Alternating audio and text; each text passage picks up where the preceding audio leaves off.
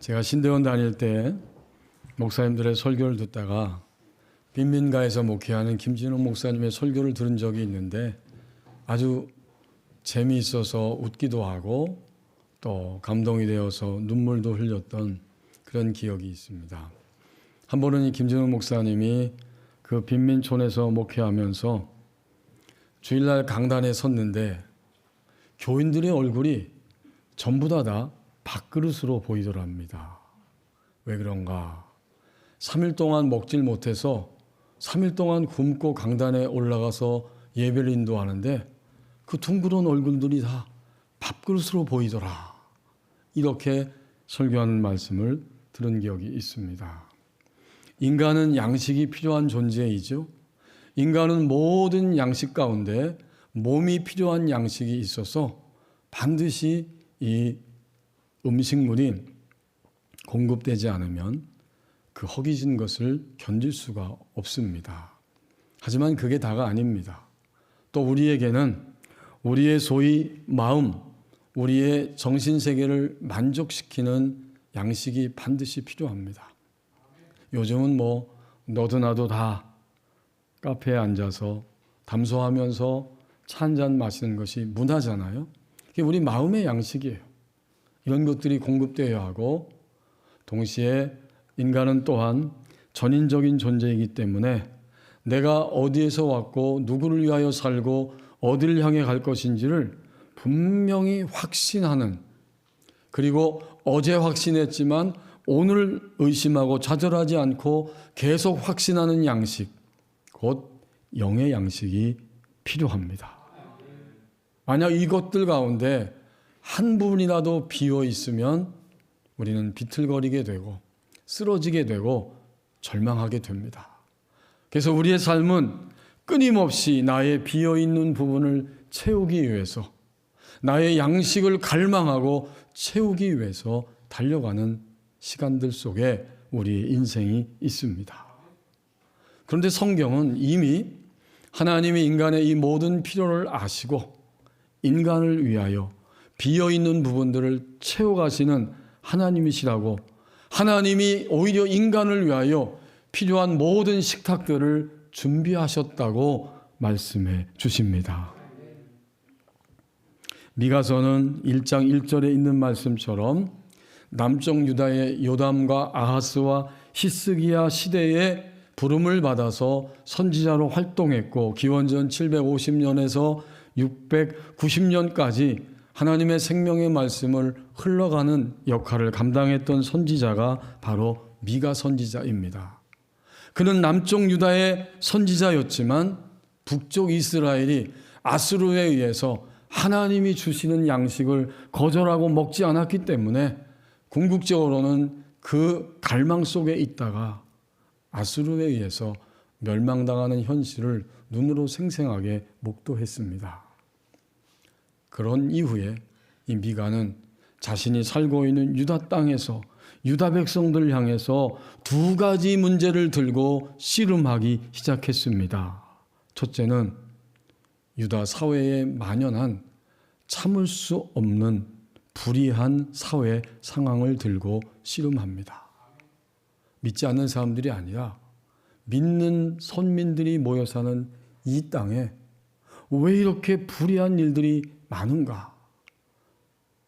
부자들이 가진 자들이 없는 가난한 자들을 끊임없이 착취하고 있고 그 신음소리가 점점 커지고 있음에도 불구하고 어떤 사람도 나서서 그 일을 해결할 수 없고 해결할 마음이 없이 흘러가는 이 참을 수 없는 불의한 사회 상황, 이것을 들고 씨름하였고, 또 한 가지는 그러면서도 하나님을 최고로 잘 섬기고 예배한다고 제사의 자리에 나와서 예배하는, 다시 말하면 가식으로 변질돼 버린 하나님께 드리는 예배에 대한 비판, 이 문제를 들고 끊임없이 미가는 씨름하였던 것입니다. 그러니까 미가 선지자 시대에 모든 하나님의 백성들은 그들의 삶에 있어서 이 상황들은 하나님을 믿는 선민의 실패를 보여주는 사건입니다. 다 실패하고 있었어요.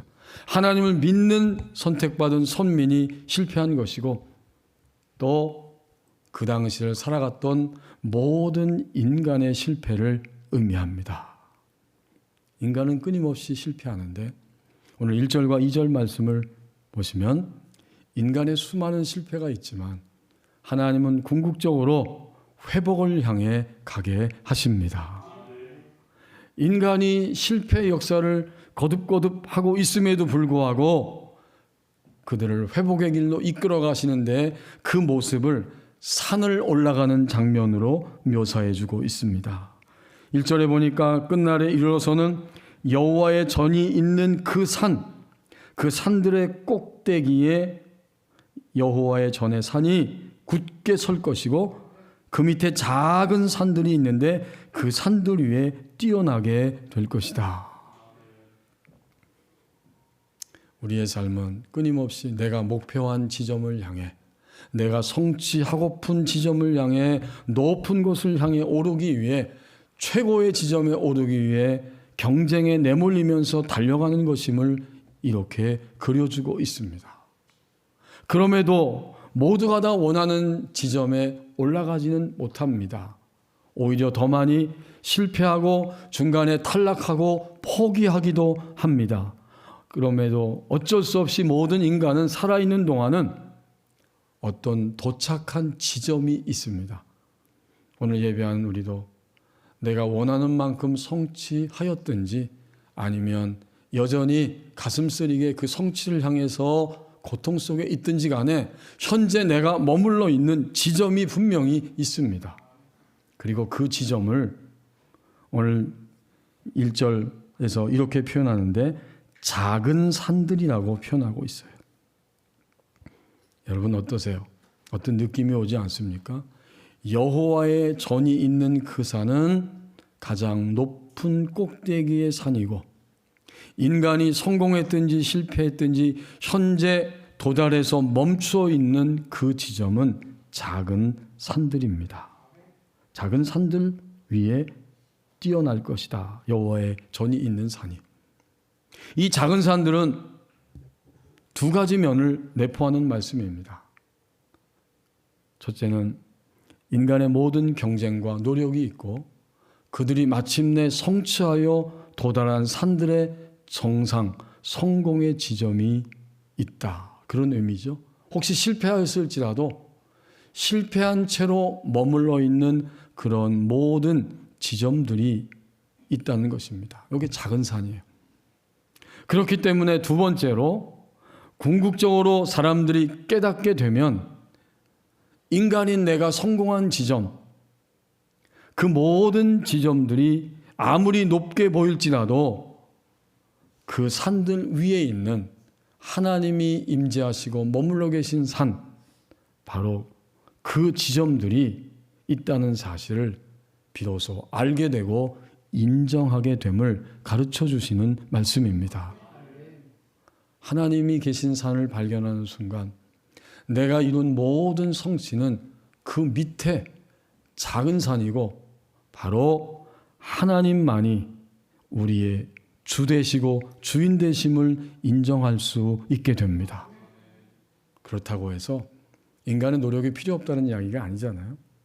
우리는 끊임없이 성실한 땀을 흘리면서 우리의 삶을 향해 매일매일 나갈 수 있어야 하고 그 성취는 마땅히 박수받아야 하고 인정받아야 하는 것입니다. 그러나 하나님이 우리의 주인 되시고 주 되심을 인정하지 못하면 아무리 높은 산에 올라갔을지라도 그 사람은 허기짐과 굶주림과 허무함에 시달릴 수밖에 없게 됩니다. 그러면 또다시 무엇이 더 내가 올라가야 할 산이고 채워져야 할 궁극적인 것인가를 그 갈망을 채우지 못하는 이런 생활을 하게 됩니다. 이것이 인간의 실존인데 그럼에도 불구하고 하나님은 인간을 1절 하반절과 2절 말씀에서 보여주는 것처럼 결국에는 회복하는 길로 이끌어 가십니다. 그래서 그 모든 행동들이 2절에 나오는데 이제 많은 이방 사람들이 주님의 주 되심을 인정할 때에 그들이 이렇게 고백합니다. 오라 우리가 여호와의 산에 올라가서 야곱의 하나님의 전에 이르자. 진짜 어떤 높은 산을 등반한다는 이야기가 아니죠. 이게 그림 언어입니다. 궁극적으로 인간의 삶에 있어서 인간의 모든 갈망이 채워지는 지점은 어딘가 보았더니 하나님이 임재해 계시는 바로 그 상태, 그 산, 거기가 인간의 갈망이 채워지는 자리입니다.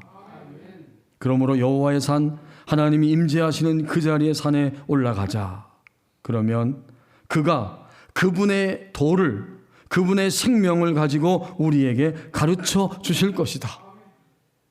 왜냐하면 우리가 그 길로 행하게 될 것이고 또 율법이 하나님이 임재 계시는 바로 시온산에서부터 나올 것이다. 여호와의 끊임없는 생명의 말씀이 하나님이 임재해 계시는 예루살렘에서부터 나올 것이다. 놀랍게도 수많은 불신자들인 이방인들이 하나님의 주되심을 인정하면서 이렇게 점점 깨닫고 회복되는 이런 역사 속으로 들어갈 것을 말씀합니다. 이것이 다 무엇입니까? 인간은 계속 실패하지만 하나님은 계속 회복을 향해 가게 하신다는 것입니다. 한 주간 동안 실패한 일이 있으세요? 나는 실패했고 내 자녀도 실패했고 우리 가족은 이 추석 명절 동안 만나긴 하지만 여전히 우리 가슴 속에는 쓰라린 실패들을 가지고 있어. 이렇게 생각하며 지내오셨습니까 혹시? 그러나 인간은 실패할지라도 하나님은 인간을 실패 자리에 가만히 두시지 아니하고 그 모든 허기진 것들과 갈망들을 오늘도 채워가시는 우리의 아버지 하나님 되십니다. 우리는 이미 회복의 자리에 있어요. 어떻게? 하나님을 예배하는 이 시간, 이 자리에 나온 것이 바로 회복의 자리입니다. 하나님은 예배 자리에 나온 우리를 계속해서 회복의 자리로 이끌어 가시죠. 단 하나의 조건이 있다면 내가 하나님의 손길을 거절하지 않고 하나님의 손길을 붙드는 자리에 항상 있고자 할 때 하나님은 우리의 손을 붙잡고 끊임없이 여호와의 산으로 이끌어 가시면서 마침내 나의 작은 산, 내가 현재 머물러 있는 이 작은 산의 자리를 넘어서서 모든 성취를, 결과물들을 넘어서서 하나님이 계신 그 산으로 우리를 올라가게 하십니다. 이게 하나님의 회복의 손길이에요. 영국의 클램팜의 화가요 작가인 샬롯 엘리어트라고 하는 여성이 있었습니다. 그녀는 20대에 너무나 총명했기 때문에 장래가 매우 기대되는 여성이었는데 30대에 접어들어서 갑자기 병을 앓게 되면서 예민해지고 매사에 반항적인 여성이 되어버리고 말았습니다. 딸에 대한 염려는 엄마도 하지만 아버지도 딸에 대한 염려가 많잖아요. 이 아버지가 딸을 바라보면서 자기의 친구인 목사님을 집에 초대했습니다. 사정 이야기를 미리 다 했겠죠. 그리고 집에 초대되어 왔을 때에 이 말란 목사님이 믿음의 이야기, 신앙 이야기를 엘리어트에게 꺼내자마자 나 같은 사람이 어떻게 예수님을 만날 수 있겠느냐 매우 신경질적으로 반응을 했습니다. 그때 이 친구 목사님, 말란 목사님은 단순히 이렇게 말했습니다. 당신의 있는 모습 그대로 그분에게 오십시오. 이 말을 전했어요. 그런데 이 한마디가 이 엘리어트의 심장에 그 화살처럼 꽂히게 되고 그는 주님이 자기를 어루만지고 있다는 것을 느끼게 되었습니다. 그 자리에서 무릎을 꿇고 자신의 인생을 예수님께 드렸습니다. 그녀가 그 자리에서 회심하는 순간이었고 그녀는 작가였기 때문에, 글을 쓰기 때문에 그 회심한 이후에 붓을 들어서 우리가 부르는 새 찬송가 282장 큰 죄에 빠진 날 위에를 작사합니다. 큰 죄에 빠진 날 위에 주 보혈 흘려주시고 또 나를 오라 하시니 주께로 거저 갑니다. 있는 모습 그대로 나는 주님이 오라 하기 때문에 거저 그대로 주님께 갑니다. 이 찬송가의 원래 제목이 있는 모습 그대로입니다. 내가 있는 모습 그대로. 미국의 고인이 되신 빌리그레암 목사님은 전도 집회할 때마다 이 작시된 찬송가를 자주 불렀는데 그때마다 놀랍게도 수많은 사람들이 주님께 돌아오게 되었다고 전해집니다. 지금도 내가 실패하고 우리가 실패할 때에도 주님은 끊임없이 인간의 역사를 회복을 향해 걸어가게 하십니다. 3절과 4절 말씀입니다. 어떻게 회복될 것인가를 우리에게 친히 알려주시는데 전쟁을 연습하지 않을 때마다 마침내 안식이 찾아오는 인생이 되게 하십니다. 3절에 보면 하나님이 많은 민족들 사이의 일을 심판하신다. 많은 민족들에게 통치권을 행사하시면서 심판하시고 강한 이방 민족 사람들을 질책하셔서 그들의 잘못이 무엇인지를 판결해 주십니다. 그때 사람들은 돌이키게 되고 칼과 창, 이게 뭐예요? 전쟁하는 무기잖아요. 3절에 보면 무리가 그 칼을 쳐서 보습을 만들고 창을 쳐서 낫을 만들 것이다. 놀랍죠? 칼과 창, 전쟁용 무기를 던져버리고 낫과 보습, 곧 농사짓는 농기구를 만들 것이다. 무슨 뜻이겠습니까? 이제는 생산성이 있는 그런 자신과 삶으로 달려갈 수 있게 됩니다. 그렇게 달려가니까 어떻게 돼요?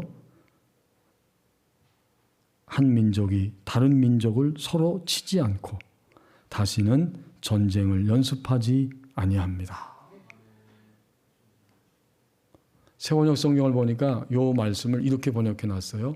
군사훈련도 하지 않을 것이다. 그런 날이 속히 왔으면 좋겠어요. 우리 한반도 땅에서도 서로 군사훈련을 하지 않는 이런 날이 속히 왔으면 좋겠습니다. 그리고 4절에 그 결과가 나타나는데 각 사람이 자기 포도나무 아래와 자기 무화과나무 아래 앉을 것이다. 이건 인간의 가장 평온한 상태를 보여주는 말씀이잖아요. 나무 그늘 아래 편안히 쉬면서 앉아 있게 됩니다. 어떤 사람도 어떤 세력도 그들을 두렵게 할 자가 없을 것이다. 전쟁이 그치고 하나님의 보호하심 아래서 평안하게 쉴 수 있는 그런 회복의 자리, 쉼의 자리로 우리를 이끌어 가신다. 사실 우리의 삶은 매일 전쟁입니다. 러시아, 우크라이나 전쟁이 아직도 진행형이고 총칼은 보이지 않을지라도 외교라는 그런 이름 아래 경제적인 전쟁은 24시간 동안 진행되고 있습니다. 그런데 3절 말씀은 그런 겉으로 드러나는 전쟁일 뿐만 아니라 우리가 주님을 믿을 때에 주님의 백성들 안에서 있는 그러한 신앙적인 영적인 전쟁을 더 분명히 알게 합니다. 우리 안에 있는 영적인 신앙적인 전쟁은 어떤 것일까요? 그것은 먼저 내면의 전쟁입니다. 우리 내면 안에 일어나는 전쟁인데 나의 느낌과 나의 감정과 나의 판단으로 인해서 고통스러워하는 상태. 내면의 전쟁이죠. 내 느낌과 내 감정과 내 판단이 옳을 때도 많지만 항상 옳지는 못해요. 그렇기 때문에 이 내면의 전쟁이 끊임없이 일어나고 있습니다. 하나님의 말씀은 객관적으로 그리고 절대적으로 약속의 말씀이에요. 뭘 약속하고 있어요? 내가 나를 믿고 나의 자녀가 되었느냐? 그러면 너희의 삶은 내가 반드시 인도할 것이다. 이게 성경 전체의 내용이에요. 절대적이고 객관적인 인도하심에 대한 약속의 말씀이 하나님을 믿을 때에 하나님의 자녀가 된 우리에게 주어져 있습니다. 하나님 주신 거죠. 또한 하나님의 말씀은 다른 면이 한 가지가 있는데, 하나님의 말씀은 신구약 성경 전체가 하라 하지 말라라는 명령의 말씀으로 되어져 있습니다. 그러니까 이제 성경을 보실 때 이렇게 보시면 돼요. 창세기부터 요한계시록 66권 신구약의 말씀은 우리에게 주신 말씀인데, 절대적이고 객관적으로 하나님을 믿는 자녀들의 인생은 하나님이 인도해 주십니다. 이 약속의 말씀이에요. 인도하심에 대한 약속의 말씀. 또 하나는 뭐라고 그랬죠? 하라 하지 말라 라고 말씀하시는 명령의 말씀입니다. 그러니까 우리는 주의 백성이 된 다음에 이 두 가지 말씀 앞에 서 있는 거예요. 물론 하나의 말씀이지만 두 가지로 우리에게 다가오죠. 내가 인도해. 너의 인생은 내가 나를 믿는 순간부터 영원히 너의 인생은 나의 인도하심 속에 있어. 약속이에요. 약속. 그때부터 우리는 어디에 눈을 돌려야 돼요? 하나님이 하라고 하는 말씀과 하나님이 하지 말라고 하는 명령의 말씀에 우리의 눈을 돌려야 합니다. 근데 우리 안에 왜 내면의 전쟁이 일어납니까? 우리는 약속의 말씀과 명령의 말씀을 그대로 믿어드리고 그대로 따라가지 않기 때문입니다. 그럴 때에 우리 안에 일어나는 발생하는 모든 것들은 다 내면의 전쟁입니다. 두 번째로 또 하나의 신앙적인 영적인 전쟁이 있다면 그것은 환경과의 전쟁입니다. 환경은 뭘까요? 내가 원하지 않더라도 내게 다가오는 모든 현실, 이것이 환경이죠. 물론 내가 원하는 환경도 다가와요. 그러나 우리가 늘 불만족하고 고민하고 고통스러워하는 것은 내가 원하지 않았는데도 나에게 다가온 현실, 바로 이 환경과의 전쟁입니다. 좀 더 구체적으로 표현하면 환경과의 전쟁에는 먼저 사람과의 관계에서 오는 전쟁입니다. 사람 때문에 불편해요. 또 그 사람 때문에 아프고 억울하고 고통스럽습니다. 그리고 그 사람 때문에 나는 유혹을 당해서 넘어지기도 합니다. 이것이 환경의 전쟁인데 곧 사람과의 관계에서 오는 전쟁입니다. 이번에 명절 기간에도 우리는 가족과 친척들과 여러 사람들을 아마도 대면하고 만났을 것입니다. 반대로 물어보십시다. 나는 그 누군가에게 불편한 사람, 고통을 주는 사람, 억울하게 하는 사람이었습니까? 그를 넘어뜨리기 위해서 심지어는 유혹하는 거짓의 사람이었습니까? 사람과의 전쟁이에요. 또 하나의 환경은 뭘까요? 그것은 바로 물질과의 관계에서 오는 전쟁입니다. 이것은 말할 것도 없죠. 우리는 물질이 부족하기 때문에 고민하며 염려합니다. 그리고 또한 물질은 우리를 탐욕으로 몰고 가면서 넘어지게 합니다. 이게 바로 물질과의 전쟁, 물질과 나와의 관계에서 오는 전쟁입니다. 그렇다면 오늘 말씀은 우리에게 무엇을 알려주고 있을까요? 전쟁은 매일 있다. 성도들이 겪는 신앙적, 영적 전쟁은 바로 내면의 전쟁이고 환경과의 전쟁인데 매일매일 우리는 피부로 생생하게 이것을 느끼면서 그 속에서 살아가고 있는데 4절 말씀처럼 각 사람이 다른 사람이 아니에요. 나 자신, 성경은 분명하게 표현하고 있어요. 각 사람이 자기 포도나무 아래 자기 무화과 나무 아래 앉을 것이라. 신앙은 굉장히 분명합니다. 남편이 누리는 평강을 아내가 대신 누리지 못하고, 아내가 누리는 주님 믿고 난 이후의 평안을 남편이 대신 누리지 못해요. 각 사람은 다 각자 먼저 내면의 전쟁과 환경과의 전쟁에서 자신이 안식을 누리는 자리에 가야만 하는 것입니다. 과연 그런 길이 있을까요? 과연 나 자신이 평안하게 앉아서 쉴 수 있는 진정한 안식이 있기나 한 것일까? 있지요. 있기 때문에 하나님이 4절에서 이 말씀을 하고 계세요.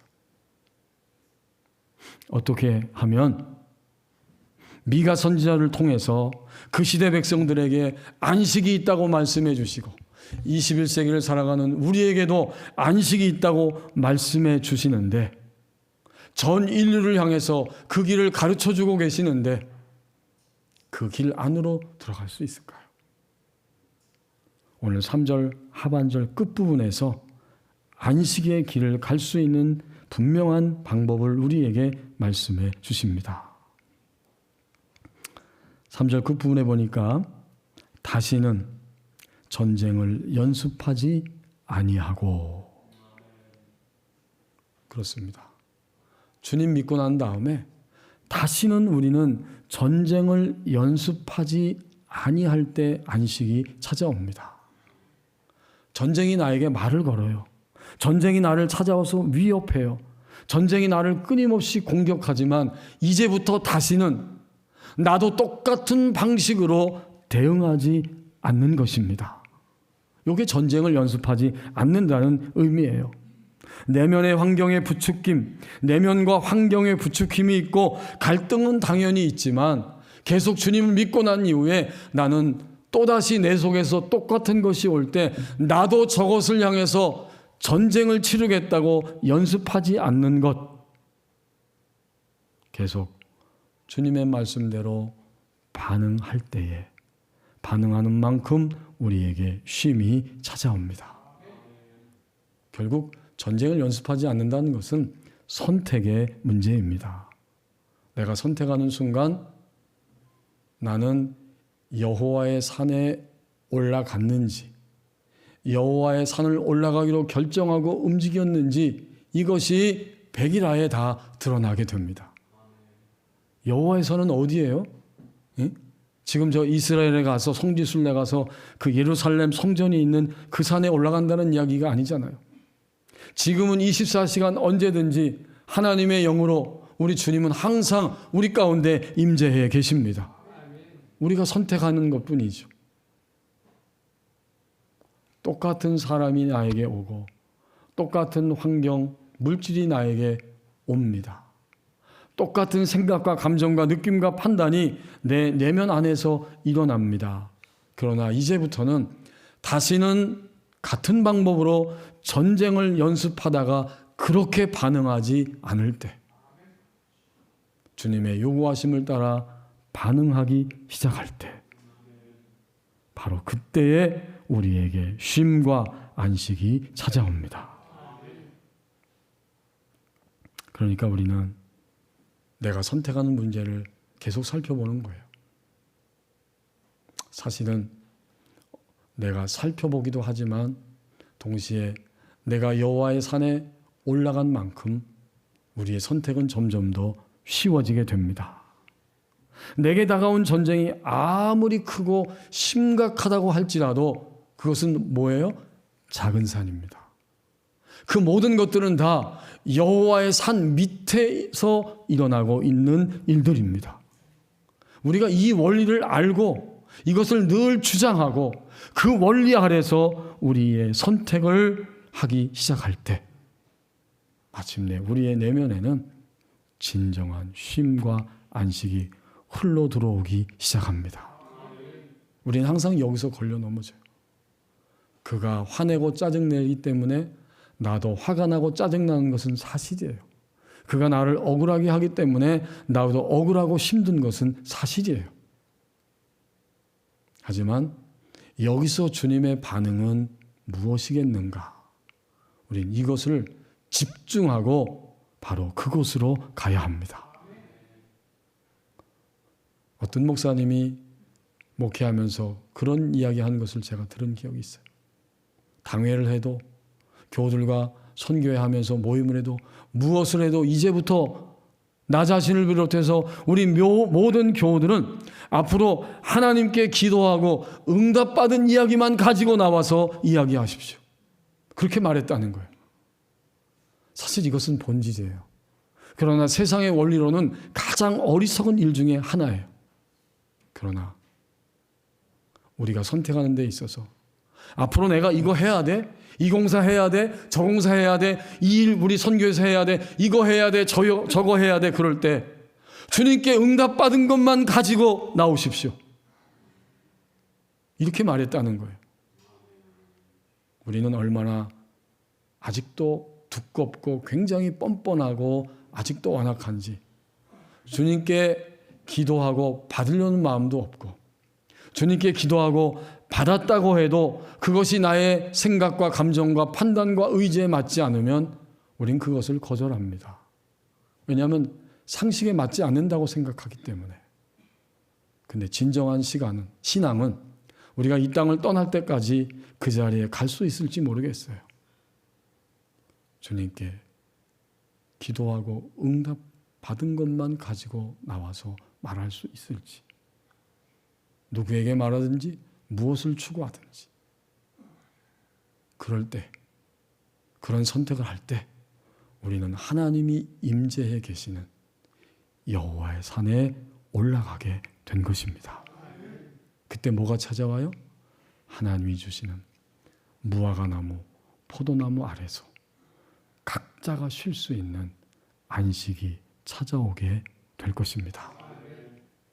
장로회 신학대학에서 상담학을 전공하고 가르치는 이상옥 교수님이 미국에서 가족들과 함께 가서 공부하는데 가장 큰 어려움 중에 하나가 병원비였다고 고백하는 글을 읽어보았습니다. 병원비가 미국 너무 비싸요.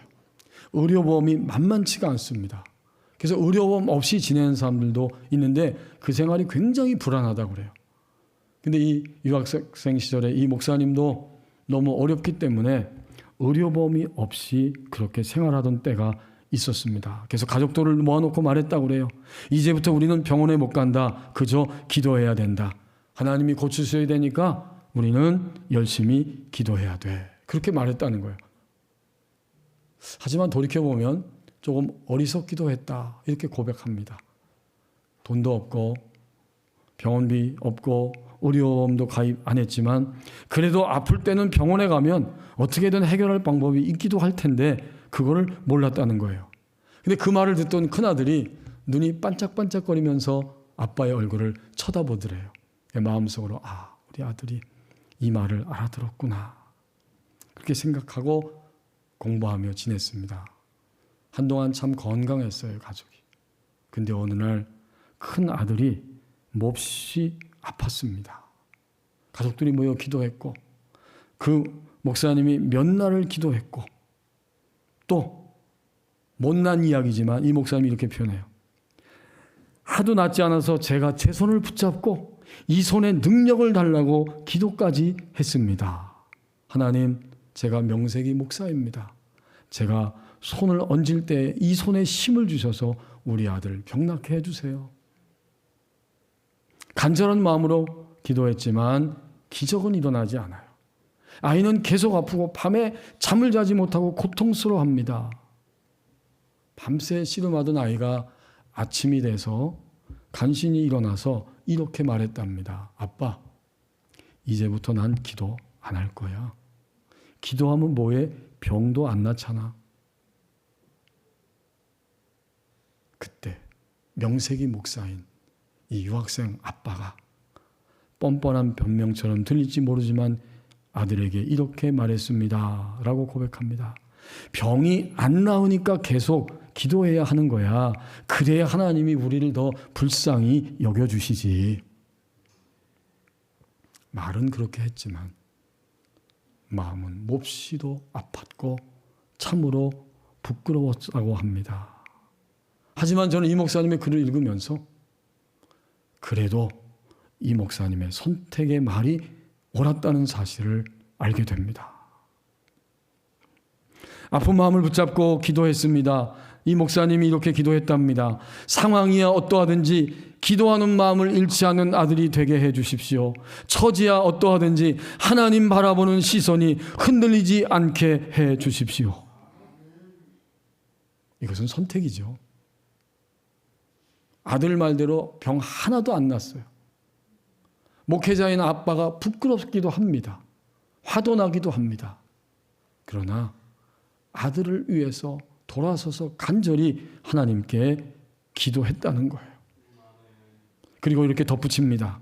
처지와 상관없이 기도한다는 것은 평안의 의미와 잇대어 있습니다. 여전히 한숨이 존재하고 고통을 느끼며 사랑하는 가족이 아파하며 죽어가고 포탄과 총성의 공포가 우리 가정 가운데 있어서 어찌할 바를 모르는 그 순간이 바로 샬롬을 말하는 순간입니다.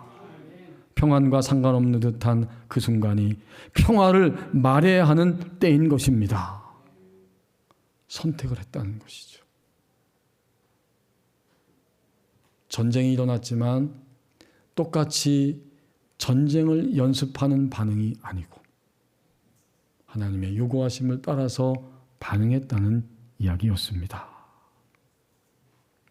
출애굽 이후에 이스라엘 백성들은 해방되었지만 광야를 걸어가면서 그들은 고통 속에서 신음하며 살다가 마침내 시편 조금 전에 예배 부름에 읽었던 78편 19절에서 불신앙의 목소리로 질문을 던지며 외쳤고 우리도 종종 이러한 질문을 외치며 살아갑니다.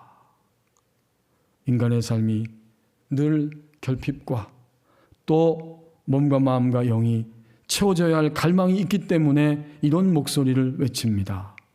시편 78편 19절에서 하나님이 광야에서 식탁을 베푸실 수 있으랴. 하지만 하나님이 이끌어가는 삶은 회복을 향해 가게 됩니다. 어떻게? 전쟁을 연습하지 않을 때 하나님이 준비하신 인생의 식탁이 안식이 우리에게 찾아옵니다. 기도하겠습니다. 우리 함께 조용히 기도하길 원합니다. 우리의 수많은 실패를 고백하지만 하나님 예배 자리에서 회복을 향해 가게 하십니다.